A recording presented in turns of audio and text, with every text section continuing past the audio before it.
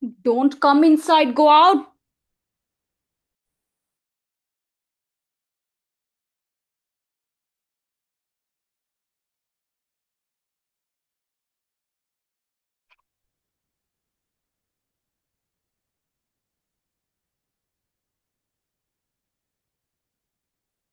Namaste, everyone. Good morning for all the masters in India. Good evening for US masters in Australia and UK. Welcome to the day 5 of Swayam. Swayam, journey towards our inner being.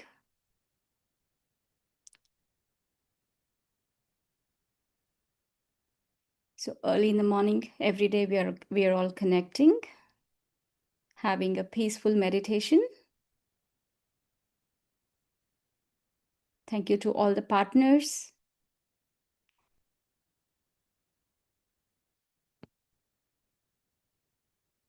IFSS,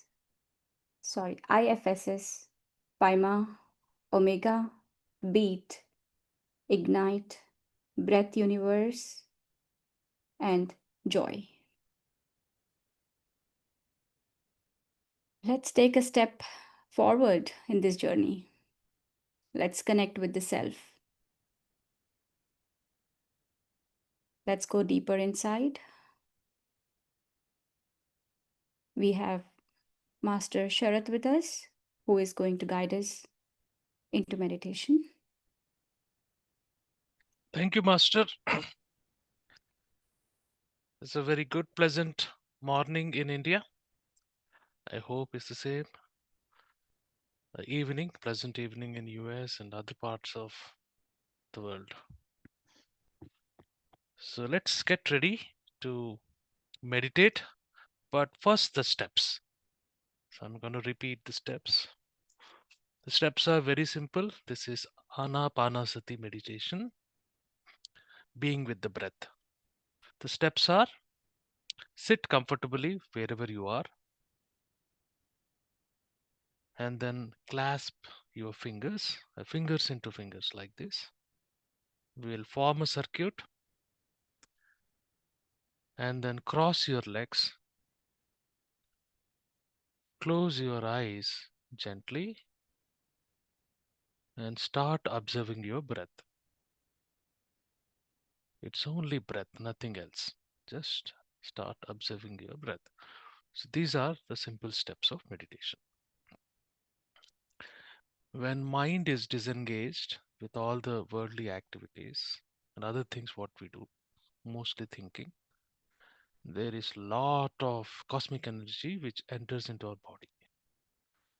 This is the same cosmic energy we get when we sleep deeply, but the amount of energy what we get during meditation is 10 times more, which will heal your body and mind. So, masters, I would request everyone to be here, present, and do meditation with me. So, now is the time to stop any activities you are doing. Now is the time to dim the lights of your room wherever you're sitting. Gather yourself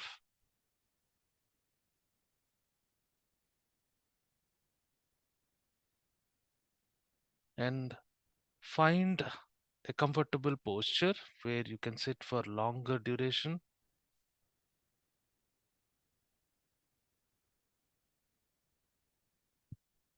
Take 5 seconds time.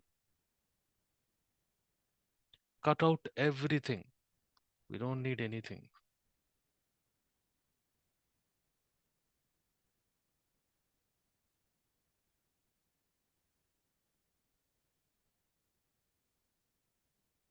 Sit quietly, clasp your fingers, form the circuit. We want everything of the energy in our body Relax yourself. That is the key. Relax your body. No stiffness.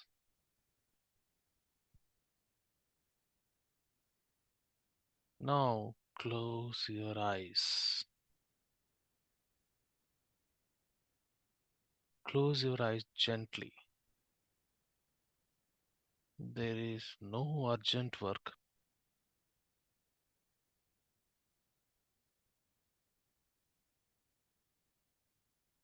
Be as you are.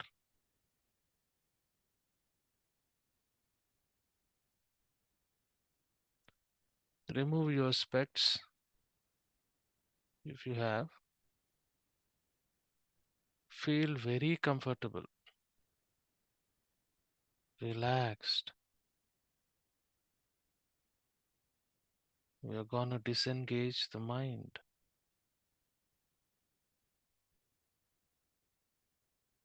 Start observing your breath.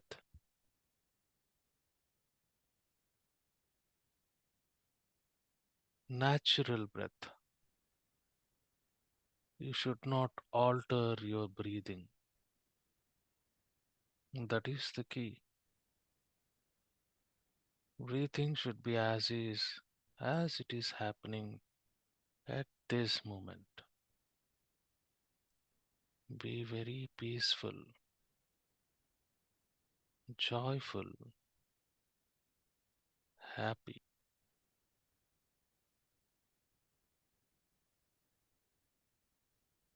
See, after exhalation, breathing will start on its own. That is the point. You should follow breath.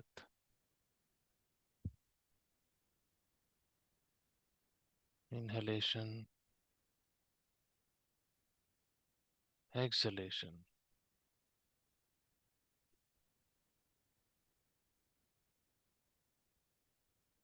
There will be so many things happening in your surroundings as you deepen your focus attention on breath. Don't pay attention to any other aspect other than breath.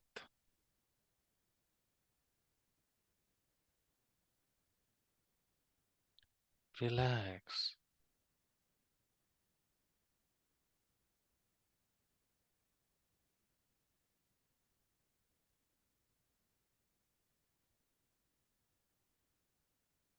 Observe breath.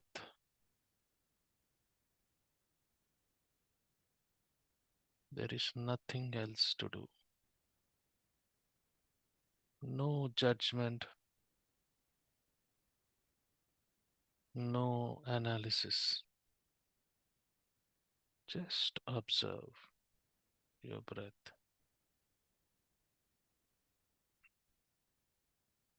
No mantra to be chanted,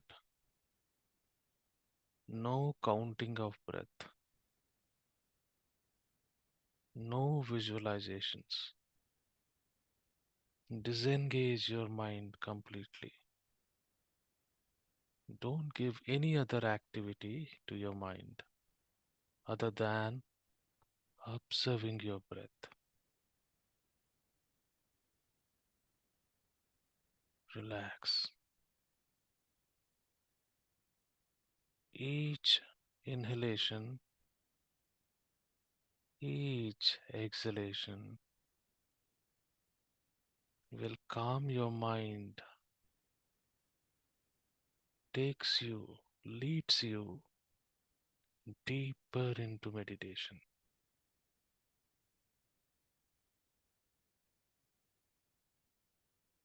No other business. There will be a low light background meditation music to keep us all in this meditative state.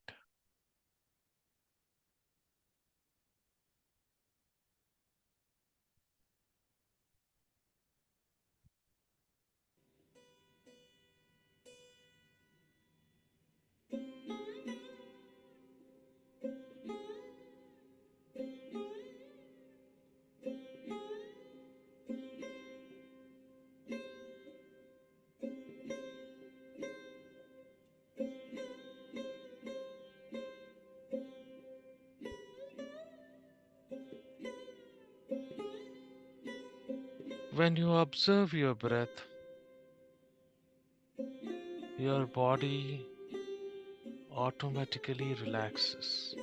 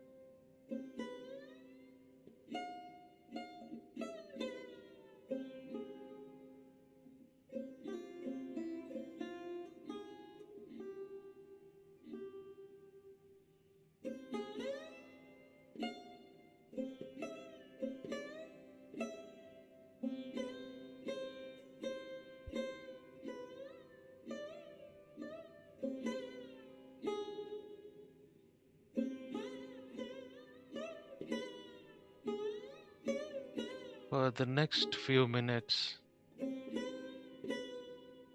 our intent is to be with our breath. Please cut out everything. Thoughts will come, don't pay attention.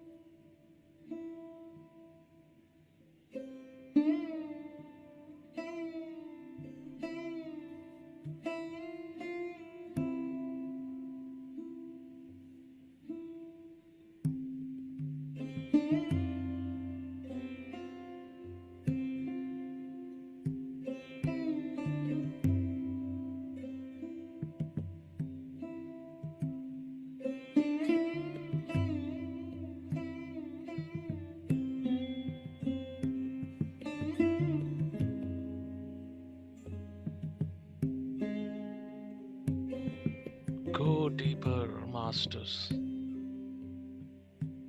Be with your breath.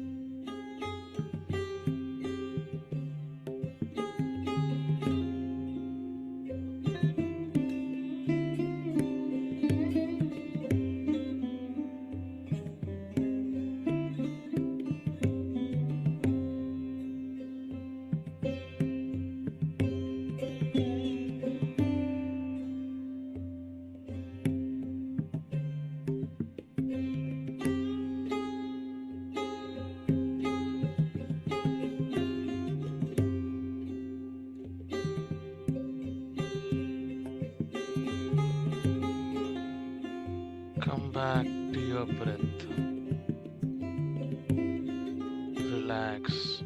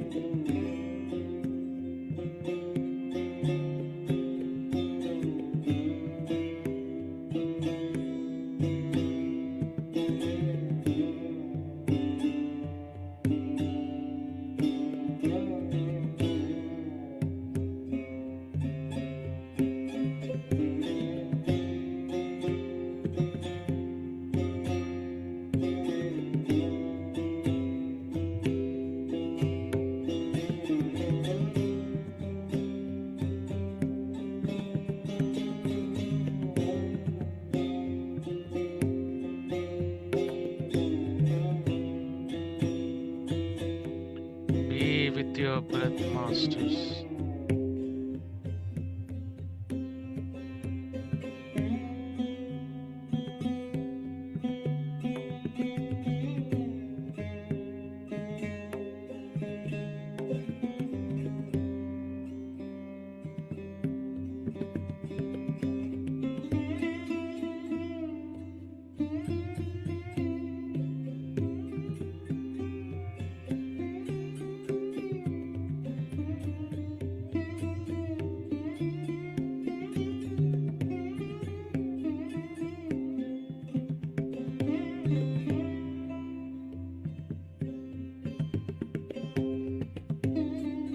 Relax.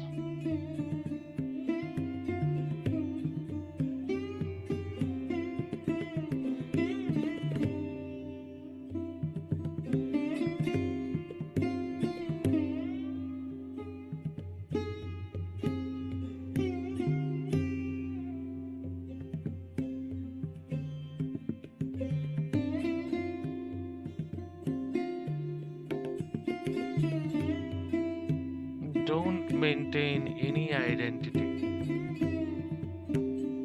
Just observe the breath as is.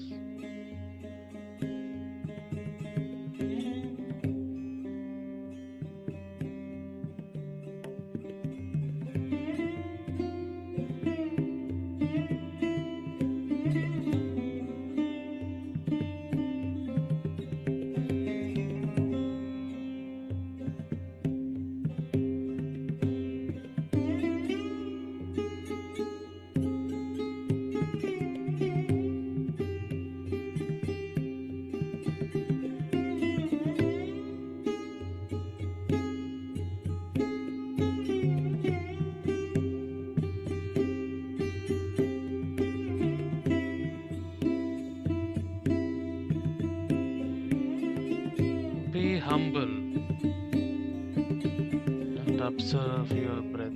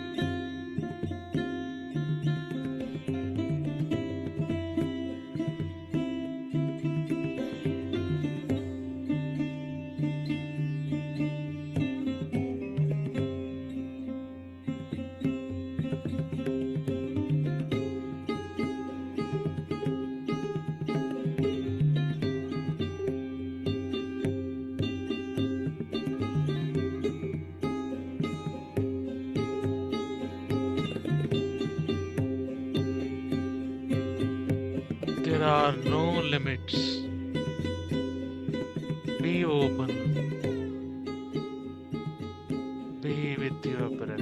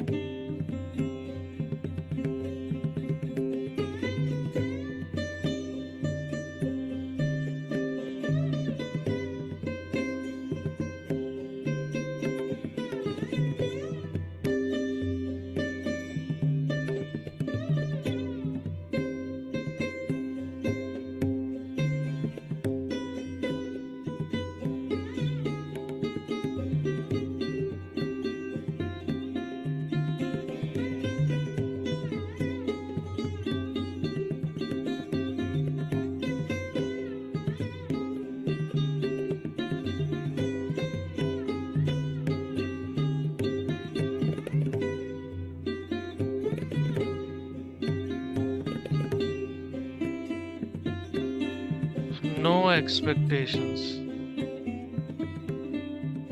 Be open.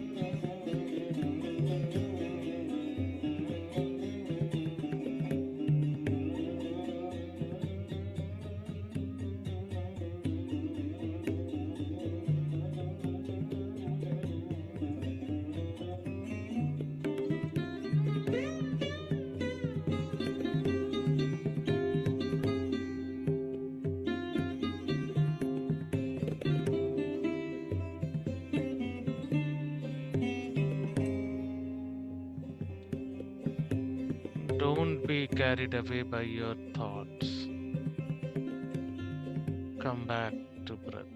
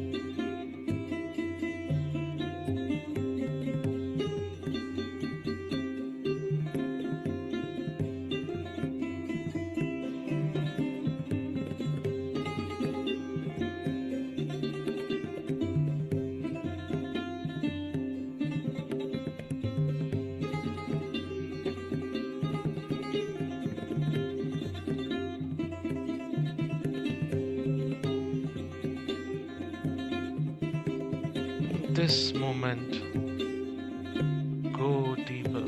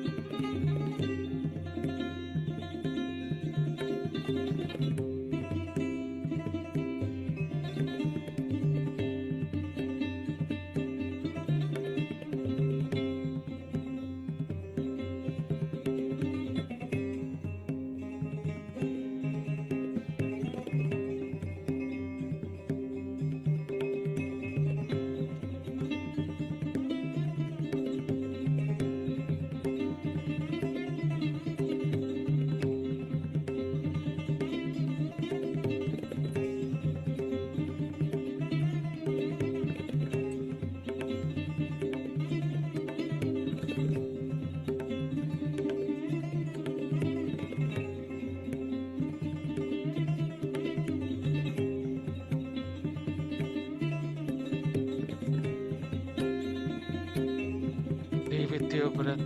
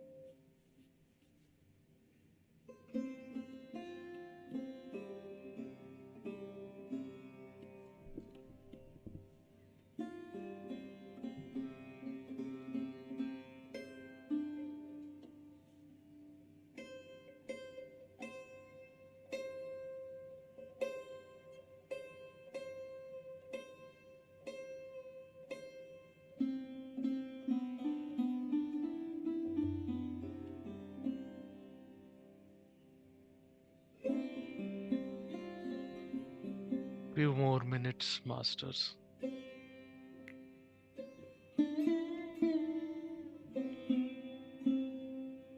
Be with your breath.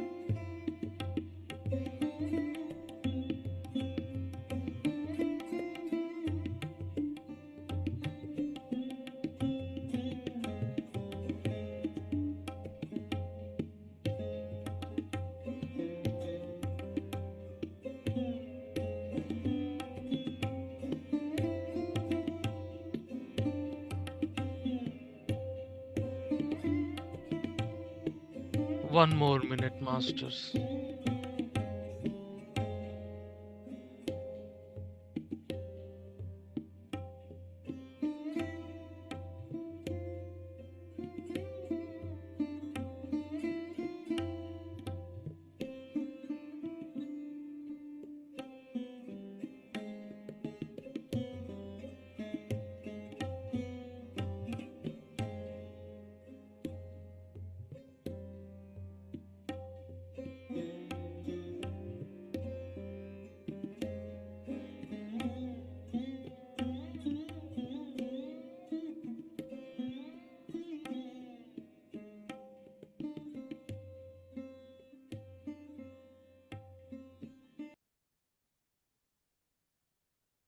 30 seconds.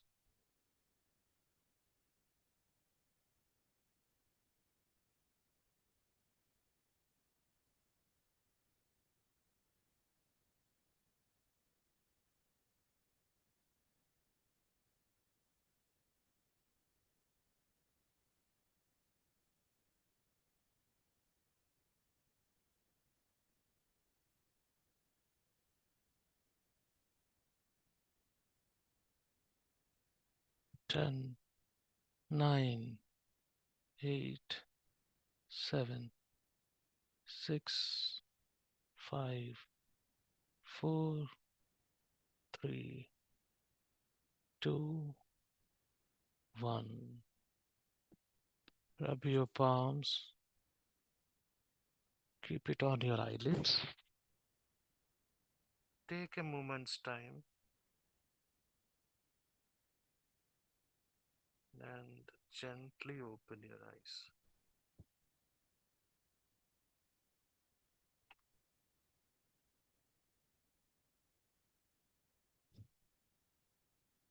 Thank you very much, masters.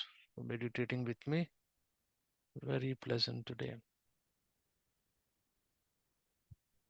Meditate daily as much you can and be healthy.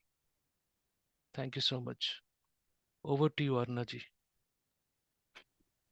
Thank you. That was a beautiful meditation. It took time for me to come out of the meditation.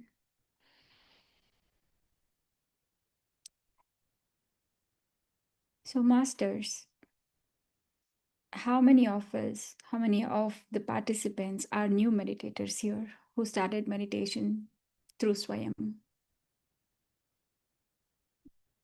Can you please raise your hands?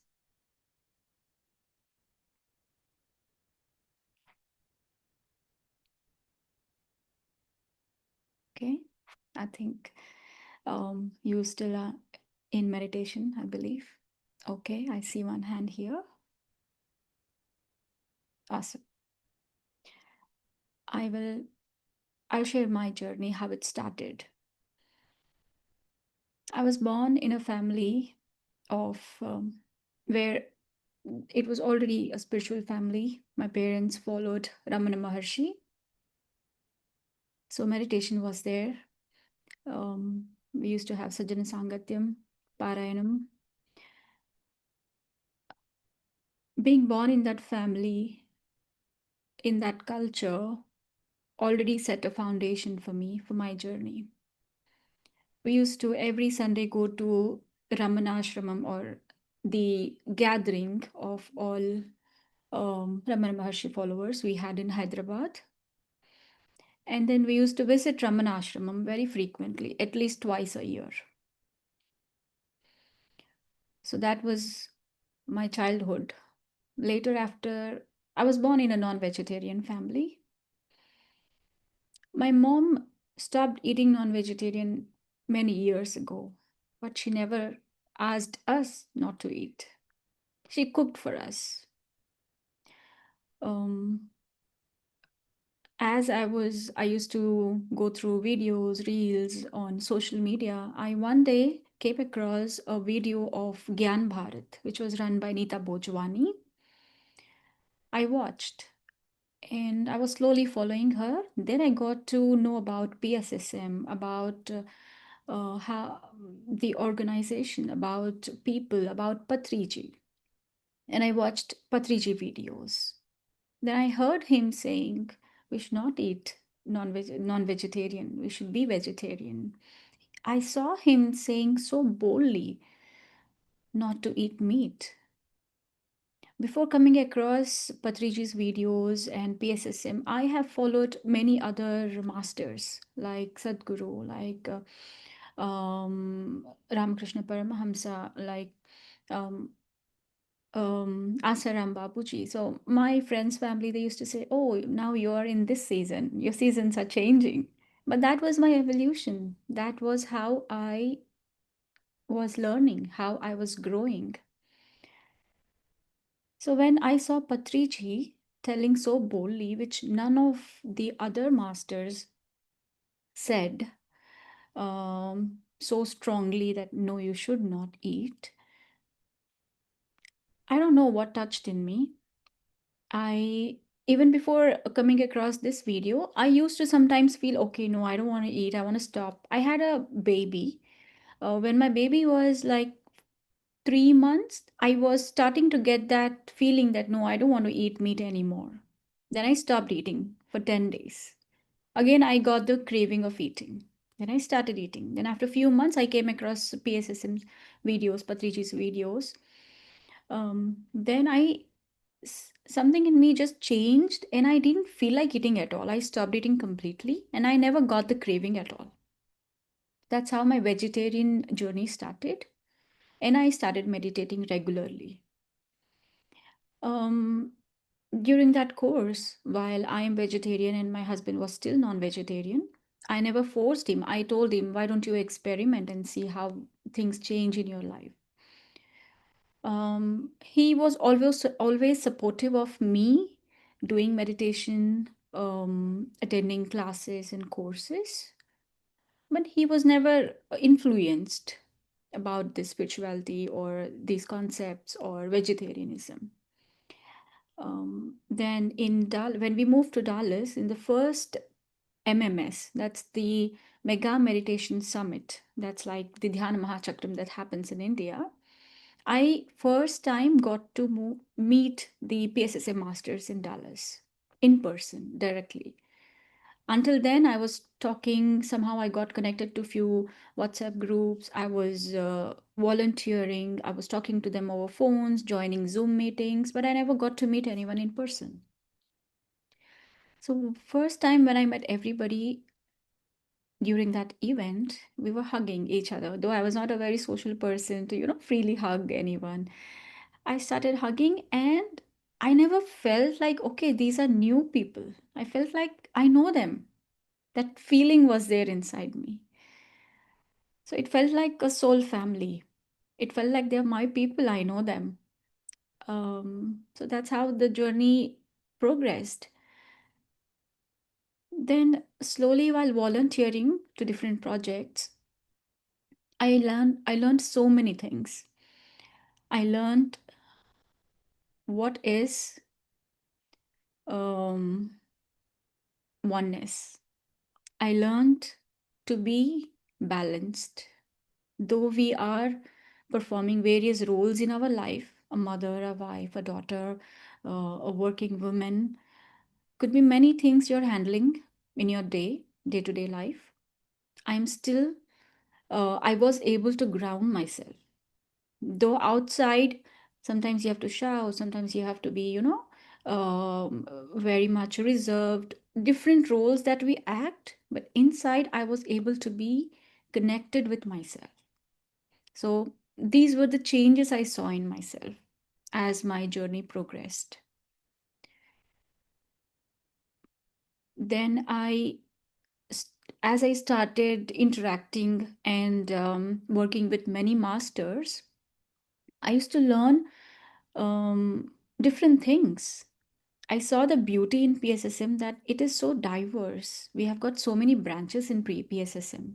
It's like a huge tree with very strong branches where one can get connected and follow whichever they feel aligned with any master they feel aligned with anybody's teachings. Though we are all learning Anapanasati, which Patriji has taught, everybody has got their own flavor to it, their own way of teaching it. And I understood that Patriji's vision, Dhyana Jagat, Shakahara Jagat, and Pyramid Jagat. When we volunteer for PSSM for these three great cause, I understood the power behind it. I understood that when we do or take up some service to offer our energies, the intention behind that project, the intention of that, the cause that we are working for, that drives us, that gives us strength. So whenever we are working, if to compare that in our daily life, when you are working in a project, first understand what's the vision behind it. As big your vision is, so big it has the strength to move you forward. So it always felt like I have two small kids. In USA, we don't have so much help at home. We have to do everything by ourselves. My little one was like just 2.5 or 3 when I started. And I used to attend so many Zoom sessions and everything. It was so challenging at that time to manage everything, but I never used to, think before saying, okay, I would take up this thing. And when I took it up, when the time came, everything used to get aligned. Everything used to fall in place. Things would not, children would not disturb. There was some help arranged at the time. So things would just fall in place. So that shows how the masters guide us. There could be tests to, to see how much conviction we have. But once you take the path, everything falls in line. So that was the beauty. And I have always been a person inclined towards arts and creativity, but I never actually got such platform. When I connected with PSSM, it gave me a way to express myself through my creativity. I always found joy in volunteering, in doing anything, and in bringing that art inside me outside. So it was like, sometimes, because my kids were small, I would work late nights, but I never felt tired because I was so much involved in the work that I'm doing. That was probably equivalent to meditation. So I used to get energy. Though my sleeping hours were less, I would feel energetic. So that is the greatness of spiritual service that we offer. And oneness, the projects that we take up in PSSM, they are all under these three pillars: Shakahara Jagat, Dhyana Jagat, and Pyramid Jagat. So, while even if you are like doing any technical work, or even if you're like arranging any session, you will see that the kind of interaction you have with masters during this course of volunteering will enlighten something in you. Like, it could be just a small thing, but it will trigger something, and it will make you think. You will see so many synchronicities in your life once you are in the spiritual path.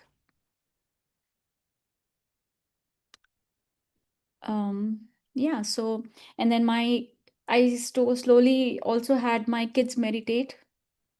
Since the time I started meditating, they would also cutely sit down and meditate. And now they meditate every day. Before they go to school in the morning, they meditate for 10 minutes and they go to school. And they also teach their friends.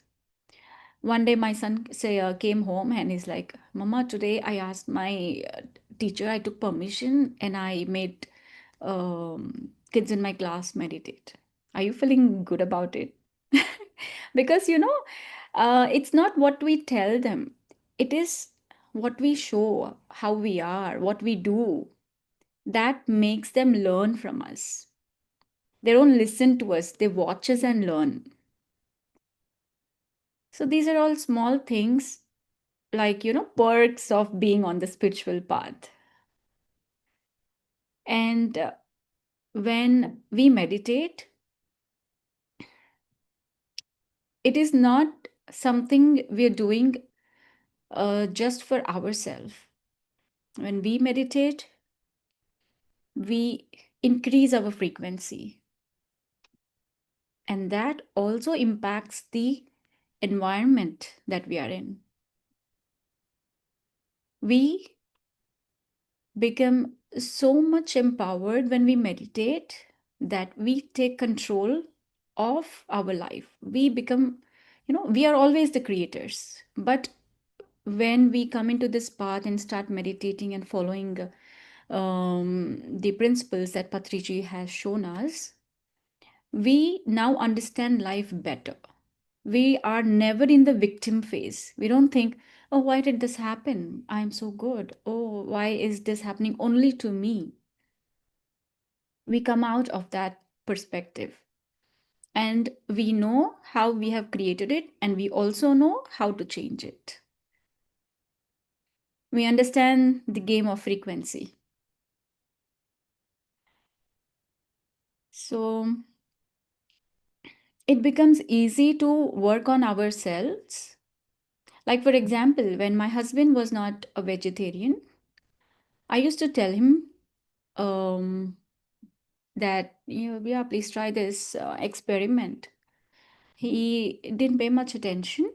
Then one fine day, Before that, what I did was I started increasing my meditation time, and I started using pyramid energies. Like I had a small 2 by 2 pyramid in my kitchen. I would put all the grains, water, fruits, whatever that we have to use the next day. I would put them all under the pyramid overnight and use the same the next day.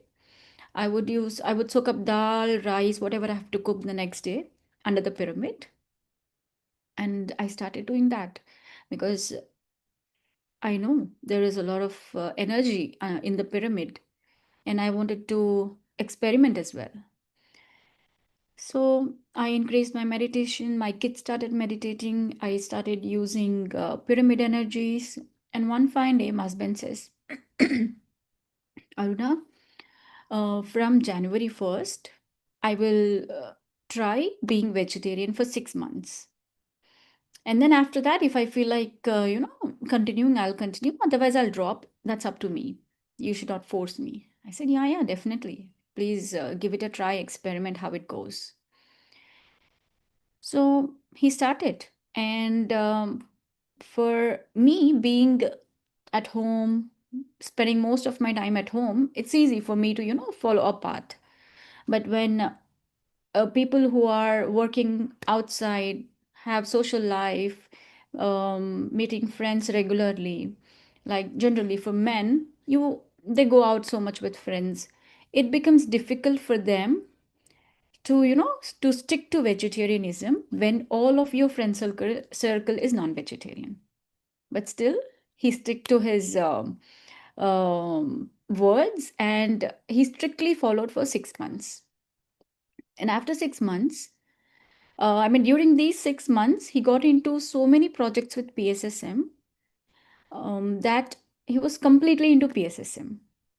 And after 6 months, he became a great meditator, and he never went back to non vegetarianism. So that was the beauty. Once you meditate, you change. It's not just at surface level. We change from inside. The change comes from inside. Your thoughts change. Your The way your perspective changes. The way you live, the way you experience life around you changes. So this is my journey. Um, I wanted to keep it short. I don't know if I did. All right. So I think now we have a sharing from Vikalji. Yeah, Prithvi, am I right? Yes, Aruna. Aruna, before we give it to Vikal, just a little curious to know, being a mother, how is it like? Is there any improvement with your uh, role playing, like being a mother, being a wife, and being a meditator? How meditation has helped you in balancing your roles at home? Yeah, there is a huge difference. I have two kids. One, first kid, when the kid was born, I had a very beautiful experience with him. But during that time, I was so stubborn. Like at this time, this should happen, so this should happen. And you should be this way, you should be this way. Whatever I think, I always imposed on him most of the times. But when my second kid was born, and that was the time when I was getting into spiritual path and meditating and everything, I let myself very loose. I was in more acceptance mode. I did not impose myself more. I tried to discipline them in few things which they have to learn, but other than that, I learned so much from them. So my parenting style also changed because I was learning about myself, things which I didn't wanted to do. Things which I didn't wanted to experience. I didn't wanted anybody else to experience it through me as well. So I left that control loose. And I accepted life as it was coming, though I was like easygoing since childhood, but now it was like in a more matured way. I took life as it came, and I was in more in acceptance mode. And I was like, with kids, my parenting style changed. um yeah, so these were the major differences from my parenting before meditation and after meditation. Beautiful. Because as a parent, we are usually attached to our kids, right? And that's what exactly we start observing, the patience level that grows within us as we meditate. Beautiful. Yes, earlier, when I was, I mean, before meditation, if I got irritated or if I got angry, I lost energy. After, yelling or shouting, I felt drained. But now I do it externally. It is not draining my energy. Even if I have to shout just to make them show that I'm serious, it doesn't drain my energy, which means I'm not doing it by draining my energy. I know where I am, and externally, I'm just acting. So that difference I have, that balance I have now. Yeah. Yeah, we actually heard you saying that please don't come into the room shouting at the kid. Oh, you did? And you started it off with a calm, that beautiful smile. So that showed the way you are handling the kids. So thank you so much, Aruna, for sharing your experience today. So it was really beautiful. So we'll get ahead with the research bite by Vikil today. So Vikil Sure. is an IFSS volunteer. So we'll hear from him the research bite today. Thank you. Thank you, Aruna. Thank you, Prithvi. Thank you for this beautiful platform. I'm sure everybody's enjoying the meditation every day. Please keep continuing. We'll again meet soon. Thank you. Welcome, Mikalji. Hi, thank you very much, Arunaji. You have really, set up the right base for the, research bite we have today.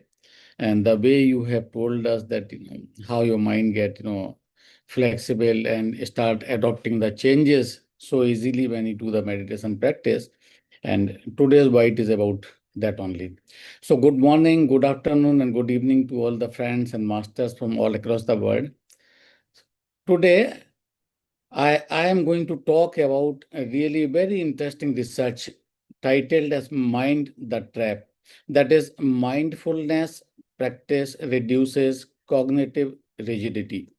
This study was conducted by a group of researchers from the Department of Psychology at the Ben Gurion University of Negev, Israel. So first, let us start understanding what is the meaning of the cognitive rigidity. So, cognitive rigidity refers to the resistance to change in our beliefs, attitudes, behaviors, or our problem solving approaches. That is, we get stuck in our ways when even we have the better solution, but we get stuck to our own ways. And such rigidity often results in overlooking the simple and the efficient solution. We don't look at those. Sticking to the same old, outdated patterns and looking things in the complex manners. Now, so why this happens? The reason is very simple because we are mostly very rigid and blinded by past experiences and get so much clouded that we become rigid to choose alternate courses of action, even those are better. We fall into the pattern and routines that feels safe or familiar, and over time we lose the ability to see the alternatives. This often not only affect the individuals, but also the leaders and the decision makers in the organization too, and they experience trouble to replace their existing procedure with more adaptable and leading to inefficient outcomes. People struggle to move away from the old procedure and even when the better solutions are aware. So, what is the connection of this research with the mindfulness? The researchers wanted to see if mindfulness practice or meditation practice, particularly the meditation, could help reduce this kind of mental rigidity and promote more flexible thinking. So what they have done, they have conducted two experiments. The first experiment was on the complete meditator group. They have been doing the meditation. One part was the experienced meditator and other part was the starting the people, those who are new into the meditation, they just started, and they find the phenomenal result out of that. The experienced meditator were more clearly more flexible in their thinking. And the second experiment was they worked with the people who have never meditated. They split them into two groups. So one group has been given a 8 session of the mindfulness meditation training, and other group did not get any training and remain in the controlled environment. Later, after 8 session, and they both the group were given the task to test their openness and problem solving abilities. And what did they find? The group that practiced the mindfulness meditation showed a real difference. The mindfulness meditation practice leads to lower their cognitive rigidity. They were less rigid in their thinking. They become more flexible and more open to new solutions. There is a decrease in the tendency of getting blinded by past experience, or they were less influenced by the past experience. And most importantly, these benefits were seen not only in the long-term meditator, but also those in the recently started or short-term mindfulness practitioner. Both have got the benefit. And further to this, the researchers claims that this shows a promise as a non-pharmacological tool for improving mental flexibility, potentially beneficial for people with depression, OCD, that is obsessive compulsive disorder, and ADHD, attention deficit hyperactivity. So this is the all about the research. What is the takeaway from this research is hence this research is quite evidently teaching us that if we keep practicing meditation, it enhances cognitive flexibility, and the regular practice can help individuals and leaders and the organizations and the decision maker professionals to become more adaptive, creative, and open to new solution in everyday life and work. So this is about the research by today. I would request now Prithvi to please take us through some more scientific logic and reason on the mind and the waves, how the mind aligned on these things. And Aruna has given the live example of that, how flexibility and see changes and start adopting the things. Over to you, Prithvi. Thank you, Vikal. So, friends, we have been having questions on sleep. Like when we meditate, we drift off to sleep and we are getting a lot of thoughts. We are not able to be stable. So, this understanding of the brain waves will give us an idea like exactly is happening when we meditate and when we are not meditating. So, let me just quickly take you through the slides of the brain waves. Vikal, you can see my screen? Yes, Prithvi. Thank you. So friends, just like how our heart beats, our brain also beats in different frequencies. The reason there are basically 5 frequencies. So why do brains have different frequencies is because we operate in a different kind of consciousness throughout the day. When we are awake, reasoning, absolutely doing the activities of the daily life, we are in the beta wave, which is between 13 to 30 hertz.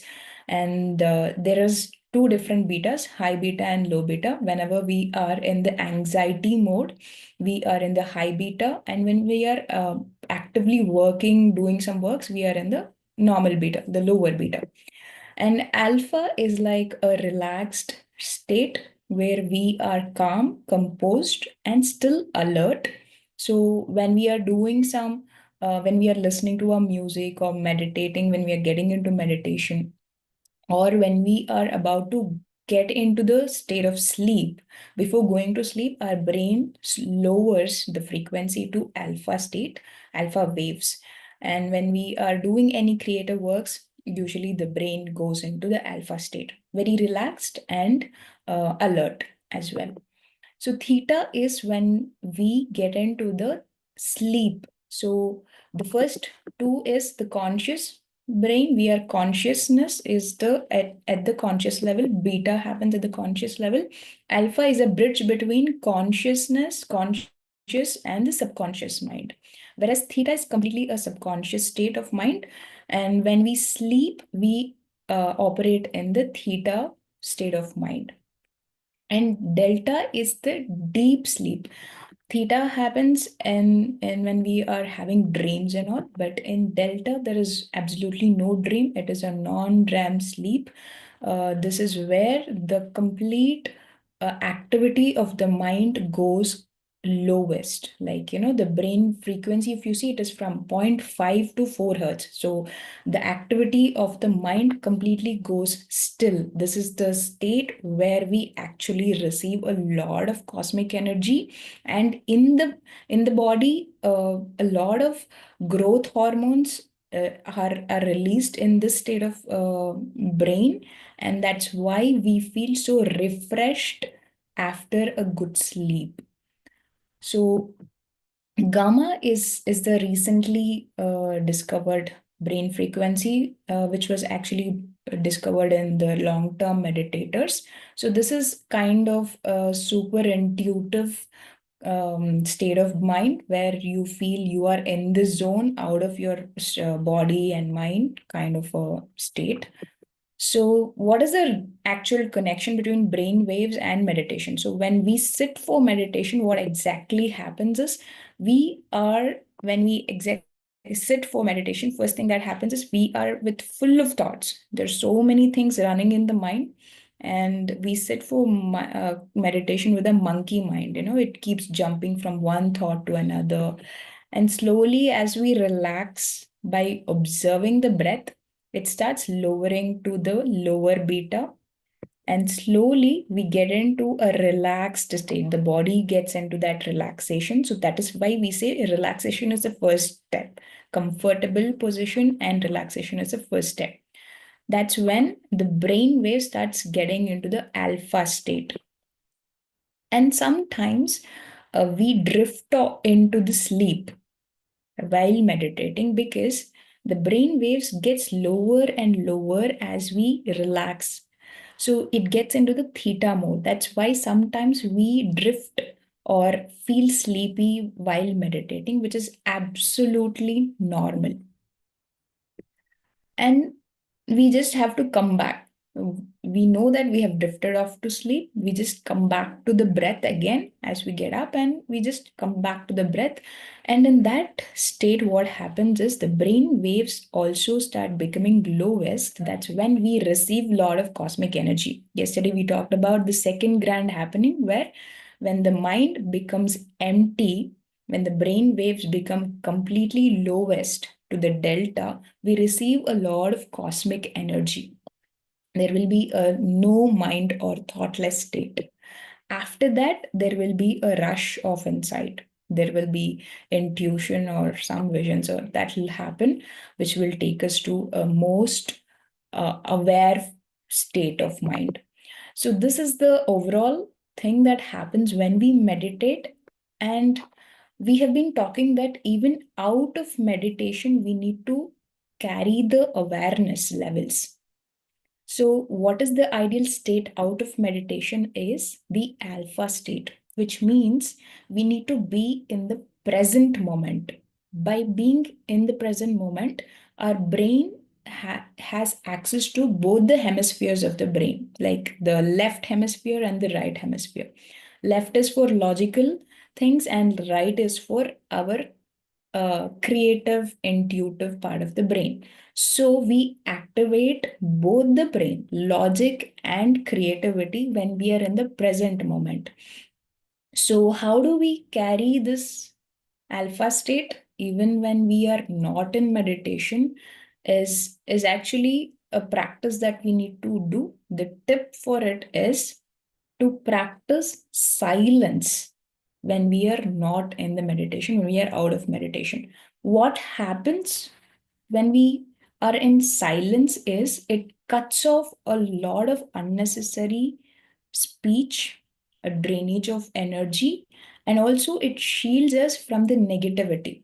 It stops negativity from multiplying. So, meditation starts to multiply the positive energy, and silence will cut off the negative energy.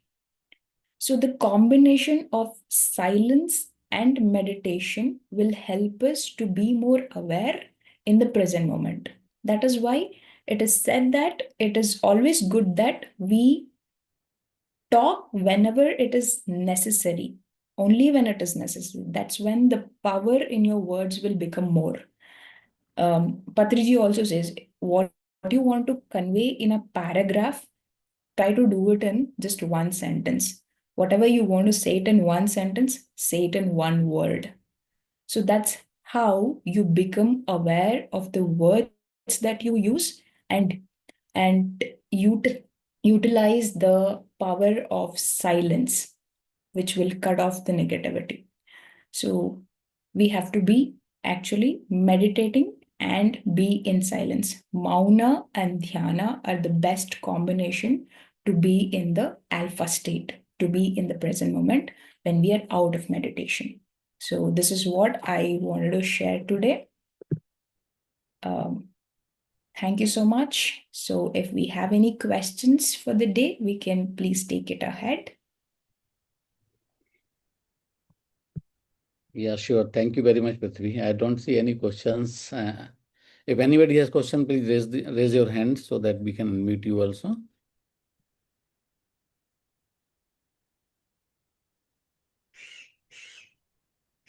Yeah, Gangadhar. There is the Yeah, just one question to maybe Arunaji. For kids, like, is there like Gangadhar, you have to unmute yourself. okay? Yeah. Can you hear me? Can you hear me? Yeah, you are audible. Yeah, yeah. So my question is to Arunaji. I have like two kids. One is 6 years and 10 years old.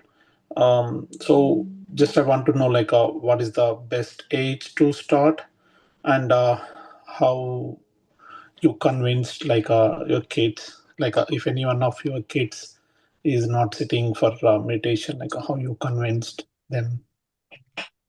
Yeah. Yes, I know. As a parent, we always want our kids to meditate. And like I told you, they don't listen to us, they observe and learn. So we should meditate first. Okay. They should see us meditating every day. Okay. Then, Okay. even you, without telling them or emphasizing on it, they would want to come sit, and probably maybe they'll start with few seconds. And kids are so open and connected with themselves and the nature. Even if they sit for few seconds, sometimes miraculously they'll tell you many experiences. So it's just that they have to see you meditating. So you practice more, the frequency in your house will change and things will change. Okay. Yeah. And is there any age limit or something, or any age No, can? nothing. No age limit. I mean, my child, the little one, was just 2.5. She Okay. would sit in med and she would Oh, just not open her eyes and she would be in deep in meditation. okay. Nice. Yeah. Thank you. All right. Thank you. Thank you very much, Gangadharji. Thank you, Arunaji. I think Preeta also have one question. So can we unmute Preeta ji? Hi. Yeah. I loved the session. And my question was today I realized that I was constantly like fidgeting my body. It was moving, or I mean, I was like not in a very still state while I was listening or even doing. What causes that? And how can I be more still? Yeah. Okay. Sure. I Shall you want to take or Prithvi? Yes, please, Prithvi, go ahead. So, Preetaji, what happens is our mind is not used to sitting at one place. Mind means movement. The whole practice of meditation is to bring the mind to stillness, which is kind of resisted by the mind. So that is why you will have those irritations, those frustrations, and you want to keep moving your body. That is quite natural. You just have to keep observing it and just see like how your mind is trying to bring you out of that stillness. Just watch it. That's what you have to do. You don't have to react to your movements. Just keep watching. Thank you. Yeah, thank you, Prithvi. Such a wonderful answer. And just to add that, yesterday Sampad was mentioning that mind is all about the past and future. And when we are doing the meditation, we want to be in the presence. The moment we try to get into the presence, mind wanders and distract here and there. So just observe and keep observing your breath. That is the best way to go on. And I think Pavitra ji also. Can somebody unmute Pavitra, please? Hi everyone, and thank you, Aruna ma'am, for such a wonderful session. And I could resonate a lot with you because now I'm a mother of two kids, and my younger one is just going to complete 2 years. The one of the challenges I face on a daily basis is meditating actually. So I prefer to meditate early in the morning, and my kid always wakes up. So for me, I wanted to do a longer meditation, but maximum it is only 10 minutes. So, but I'm in a complete acceptance that it's okay. Whenever it is possible for me to do it, I'm just observing my breath. So the other thing is, there was a constant push for me in my meditation that I need to spread it to the other kids. So I took a small session, 21-day session for the kids in my known circle. I did an online session, but when I started it, when I wanted to started it, but there was a lot of questions in me whether I'll be able to do it. Little one, I myself was not able to do it for a longer time. How I'll be able to do for the kids? And for kids, it is they can easily get distracted if there is noise from my end, being a host. So there was a lot of questions, and my elder one, who is 8 years old, he said he take care of the kids. The whole 21 days, it just went very smoothly. And when you said that things aligned on its own, I could just felt it that way. And one thing I have a question is the same thing I have went through with my elder.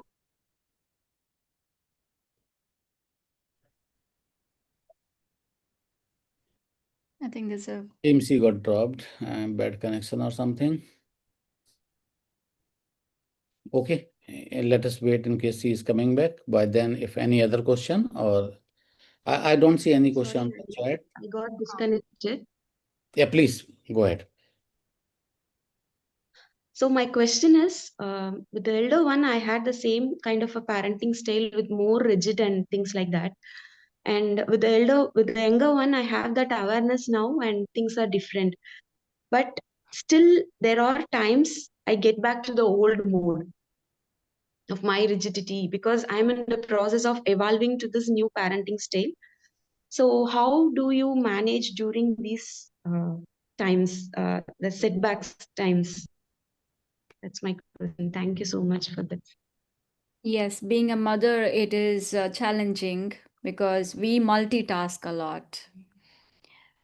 I would say the best answer is increase your meditation time. What I used to do when my little one was small was I used to meditate after they sleep. I would just sit on the bed and meditate. And whenever I woke up, even in the middle of the night, I would meditate and then sleep off. How much ever I was able to do, I used to do. So that used to keep me grounded and give me energy throughout the day. The day when I had, less meditation, this was in the beginning, initial days, right? So consistent meditation was very important for me. And now, um, the times when I feel like I'm getting anger, I'm able to watch it. The awareness has increased. So it is okay, even if you sometimes yell, shout, you get mad at them, it is okay. Accept yourself, then go to them immediately. Bring that shift immediately. It is okay. Sometimes it happens, but bring that shift with your awareness very quickly. Go back to them, talk to them, try to listen to them. That's all. And slowly, that will develop. Slowly you'll start to become aware of yourself, of your emotions. It's a slow process. Yeah, that is So actually happening. So immediately the awareness is there. And there are times that I go and accept and tell him that it is not about you, it is not about the things you did, it is all about me. I'm sorry for the things that had happened. These things have happened, but still those instances are still there. So thank you, ma'am. Thank you for it's a this journey, right? idea. Everybody has got their own journey to, travel. So you will come over it. Just, but don't feel bad about what emotion is coming out. If it is coming out in that way, let it come out, but then get back quickly. Go back to that frequency again. Don't be in that low frequency. So that will quickly, they will also understand. They don't remember anything, they don't keep it to themselves. So just give them love later on. I mean, once you come back quickly. Yep. Thank you, ma'am. Thank All you. right. All right. Thank you. Thank you very much, Pavitra ji. I think anybody else? Yeah, we There is have one three. question in chat. Mm, so from Mr. Joy, he says that I still feel that something is missing in the meditation. So before starting meditation, should I intend sh- should I intend to be peaceful? So Prithvi, you want to take it? Sure. Uh, Joy, I don't know, like how do you meditate? First of all, this doubting attitude, whether I'm doing meditation rightly or is the meditation really helping me or not? This doubt is kind of a enemy when we are meditating, because when we sow the seed and we have to patiently wait for it to sprout and come out as a plant. So everyday practice, maybe we don't see any changes on a daily basis, but over the period, definitely there will be a huge transformation, which you will not know, but people around you will start sensing it. Intending before the meditation, yes, you can definitely intend, but when you sit for meditation, you have to drop every kind of expectations and sit with an open mind and meditate for the sake of meditation, not for anything else. So that's a pure time just to be with yourself and to be yourself. So you don't have to be peaceful in the meditation. You just have to be with the breath. That's all that you need to do. The doubting frequency will definitely be there as a beginner, because we all have gone through that doubting phase. But over the time, if you are meditating for a longer period of time, you will see the difference. You will see, like, 1 year back how I was and today how I am. So to see a difference, it'll take time. on a daily basis, there will be certain improvements that will be happening, which is not visible. So don't doubt your practice. Don't doubt the ability of you meditating. You're definitely doing what is right if you're practicing the right technique. So that's it. Go with. Wow, thank you. Thank you very much, Prithvi. Such a wonderful answer you have given. And just to add on to Mr. Joy, that whenever we get into meditation, we always say, just go with the flow, drop all expectation, and observe. And every meditation session is a unique experience to you. When you come out of the that meditation, it will be a fantastic, unique experience for you. Thank you very much, Prithvi. So, any other question? I don't see. Preeta ji has raised hand again. So, I think let's take that last question. Preeta ji, please go Uh, ahead. I just heard Aruna saying that don't remain in that frequency, move to the higher frequency. How do we do that? Like recently, I had a family member who went through a health crisis. So, knowing all these practices also, it was a very, not a very good space for all of us to move to a higher frequency. So, how do we consciously do that?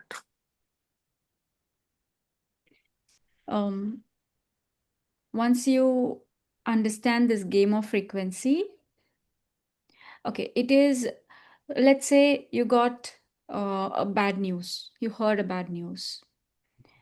Let's say you're feeling sorry or sad or upset about something.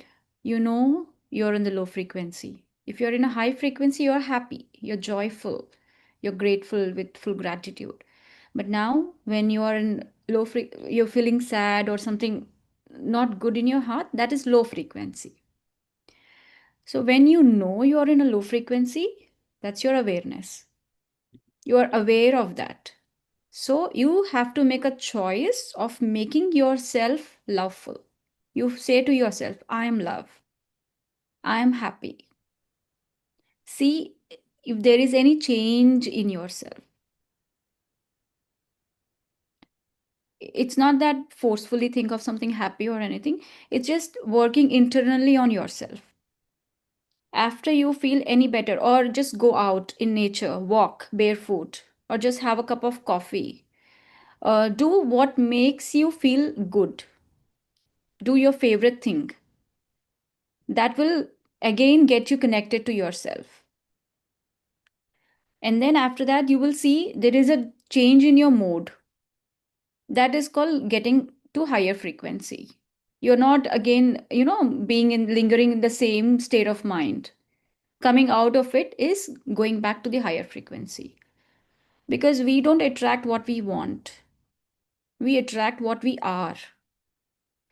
So that's why the frequency at which we vibrate, we attract the same thing. If you are in a bad mood for a long time, you attract similar situations in your life. If you consciously choose to come out of it and vibrate at higher level, you attract similar things. So, of course, it's a lot of internal work on ourselves, but we being in this sangha, in this community, will definitely help. After this 33 days of journey, you will definitely be able to work and know more about yourself, of how and what makes you, joyful, what makes you connected to yourself. So this is the work that we got to do on ourselves. Always check, how am I feeling? What is the state of my being?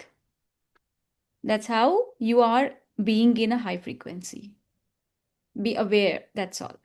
Yeah. Thank you. Thank you so much. And this question also calls for the topic for tomorrow, which we will be talking about law of impermanence. Any state that we go through is not permanent. Any emotion that we go through is not permanent. So the moment we get into that equanimity, we start tuning into our natural state, which is love, which is gratitude, which is compassion. So that is the higher frequency that we are referring to.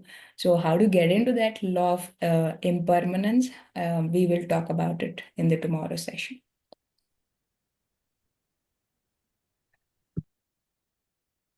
Beautiful. Yeah. All right. I don't see any other question, but the fantastic session. We can keep going on and all. So really, a lot of good energies and good questions and participation and the, fantastic research bite. And at the last and the end of the session, we revealed that, next session, what we are going to talk about is also, thank you very much for that.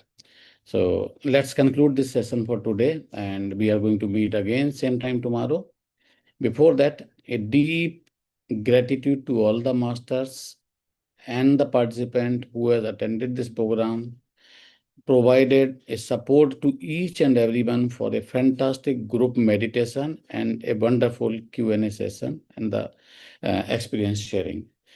With that, I would like to express thanks to all the partners, Paima, Joy USA, Omega, Breath Universe, Sambala, IFSS, we are representing Beat and Ignite. So all the organization, those who are associated and enabled all of us to experience this fantastic meditation and providing this platform. Thank you very much. We will meet again tomorrow. Till then, bye-bye, namaskar. Thank you very much.